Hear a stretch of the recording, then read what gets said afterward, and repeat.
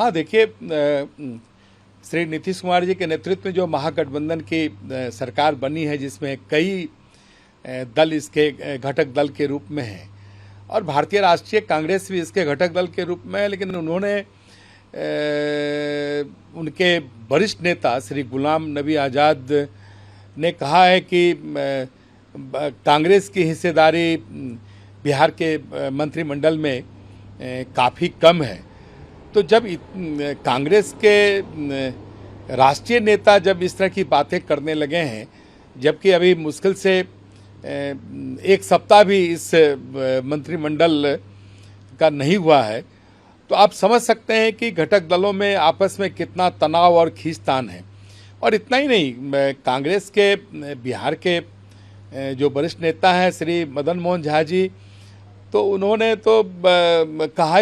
तो और स्पष्ट कर दिया है कि श्री राहुल गांधी हमारे कांग्रेस के प्रधानमंत्री के उम्मीदवार हैं, यानी यूपीए के उम्मीदवार हैं, और श्री नीतीश कुमार जी जिस प्रधानमंत्री के उम्मीदवार के लुभावने स्वप्न को लेकर एनडीए गठबंधन को छोड़ने का काम किया है और वो महागठबंधन के साथ चले गए हैं, जहां वहां भी वैकेंसी उनकी नहीं हो रही है। भारतीय जनता पार्टी में तो वैकेंसी अभी लंबे वक्त तक नहीं है, क्योंकि हमारे श्रेष्ठ नेता श्री नरेंद्र मोदी जी हैं, जिनके नेतृत्व में बेहतर सरकार चल रही है। लेकिन जो यूपीए है और जो विपक्ष का जो गठबंधन के सपने ये देख रहे हैं, वहाँ भी इनकी वैकेंसी को नकार दिया गया है। और इससे समझा जा सकता है कि नीतीश कुमार जी इस चक्कर में किस प्रकार से वो फंस चुके हैं। और देखिए, जब एनडीए की सरकार थी और नीतीश कुमार जी को कभी इस तरह के आरोपों का सामना नहीं करना पड़ा अपने घटक दल के जो उनके साथी थे। लेकिन जिस प्रकार से महागठबंधन के साथ इन्होंने साथ सरकार बनाई है, लगातार रोज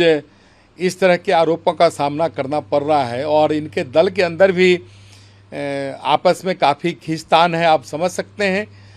कि जब मुद्दा विहीन सरकार का बनती है तो इस सरकार का भविष्य इसी प्रकार का होता है। मुझे लगता है कि हिंदुस्तान की राजनीति में, बिहार की राजनीति में ये पहली सरकार है जिस सरकार के सामने में कोई कार्यक्रम नहीं है।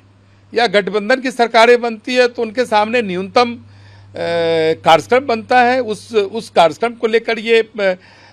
सरकार काम करती है। हम सब भी एनडीए गठबंधन में आत्मनिर्भर बिहार के 7 निश्चय 2 का कार्यक्रम को लेकर हम सब आगे बढ़े थे और उस पर लगातार हम सबों ने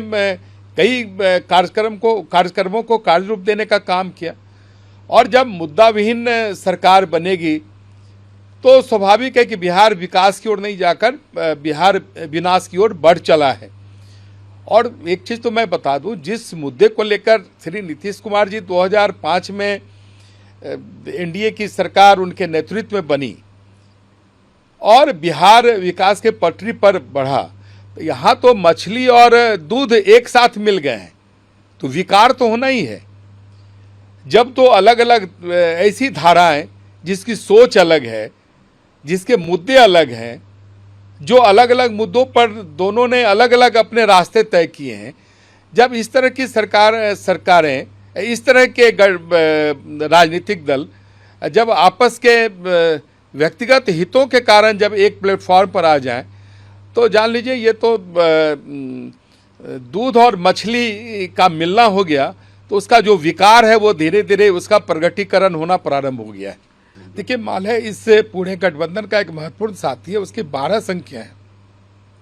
उसने अपना समर्थन दिया है। जब माले खुलकर इतने इस रूप में कह रहा है तो इनका तो तुरंत इस्तीफा लेना चाहिए था। जिस जीरो टॉलरेंस की बात कर रहे हैं, जिस सुशासन की बात कर रहे हैं, आखिर ये जीरो टॉलरेंस और सुशासन क्या सिर्फ मेवालाल जी के लिए था? ये जीरो टॉलरेंस और सुशासन क्या सिर्फ आरएन सिंह के लिए था? आखिर श्री नीतीश कुमार जी को ये हिम्मत क्यों नहीं हो रही है कि राष्ट्रीय जनता दल के इस तरह के मंत्रियों पर वो कार्रवाई करें।